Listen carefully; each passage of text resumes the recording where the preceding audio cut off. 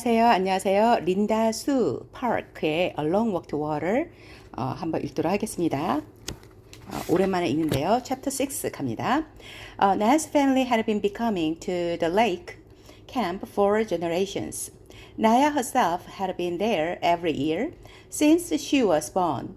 One morning she liked about the camp was that even though she had to dig in the clay and wait for water, she did not have to make the 2 long trips to the pond every day.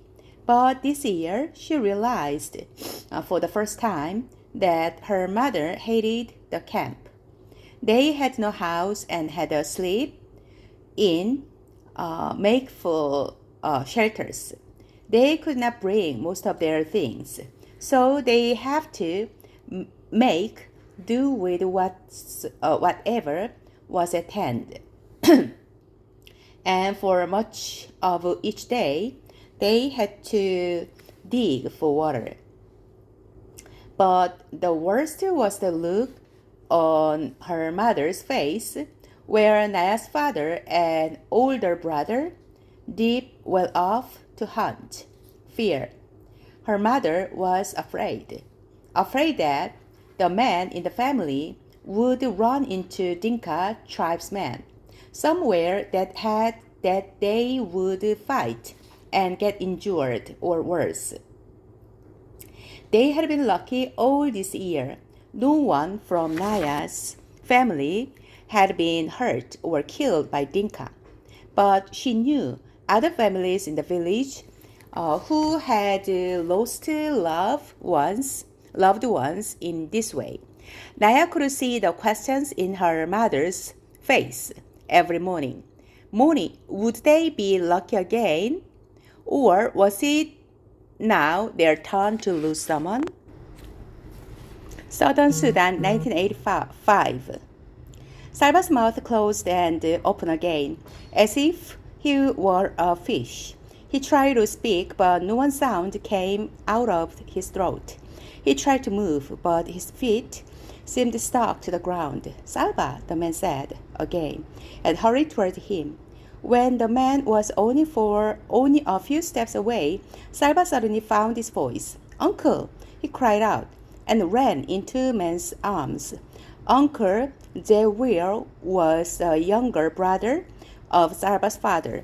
Salva hadn't seen him in at least 2 years because Uncle had been in the army.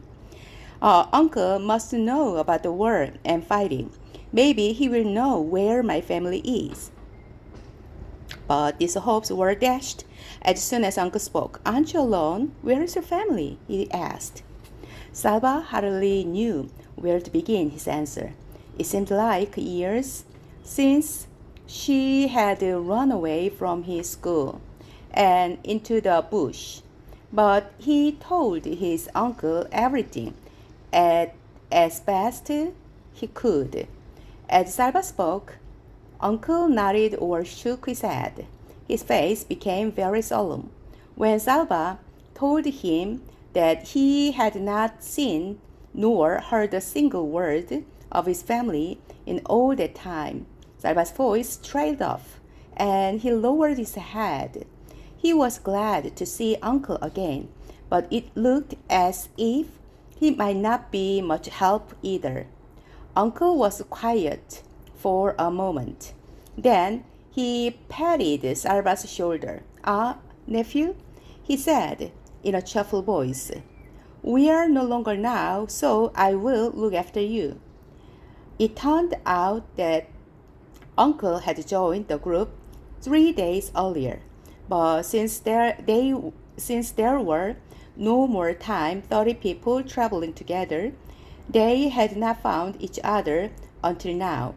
As they began walking, Salva saw that Uncle had a gun, a rifle, that he carried on a strap over one shoulder. Already, Salva could tell that because of his army experience and because he had a gun, Uncle was seen by the group as a knife of leader. "Yes, when I left the army, they let me keep my rifle. Uncle said, so I'm going to shoot us a fine meal as soon as we come across anything worth eating. Uncle was true to his word. That very day, he shot a young antelope, the kind called a topi. Salva could hardly wait for it to be skinned and butchered and roasted. As the smoky, meaty aroma filled the air, he had to keep swallowing the salvia that flooded his mouth. Uncle laughed as he watched Salva gobble down his first piece of the meat. Salva, you have teeth. You are supposed to use them when you eat. Salva could not reply. He was too busy stuffing another chunk of delicious charred meat into his mouth. Even though the topi was a small one, there was more than enough meat for everyone in the group. But it did not take long for Salva to regret his haste in eating. After so many weeks of near starvation, his stomach rebelled mightily. He spent most of the night vomiting. Salva was not alone. Whenever his heaving stomach woke him, he would hurry to the edge of the camp to vomit and find others there doing the same. At one point, Salva found himself in a link of half a dozen people, all in an identical pose, bent over, holding their stomachs, and waiting for the next wave of nausea. It might have been funny if he hadn't felt so miserable. The group continued to walk through the land of the Atout. Every day, they saw lions, usually resting in the shade of small trees. Once, in the distance, they saw a lion chasing a topi. The topi escaped, but along the path, Salva saw the bones of prey that had not been so fortunate. Salva and Mariel still walked together, staying close to Uncle. Sometimes the uncle would walk with the other men and talk seriously about the journey. At those times, Salva and Mariel would drop back respectfully, but Salva always tried to keep Uncle in sight, and he slept near Uncle at night. One day, the group began walking in the late afternoon with hopes of reaching a water hole before settling down for the night. But there was no water anywhere. Though they searched for miles, they kept walking into the night and through the night. For 10 hours, they walked, and by dawn, everyone was exhausted. Uncle and other leaders finally decided that the group had to rest. Salva took 2 steps off the path and fell asleep almost before he lay down.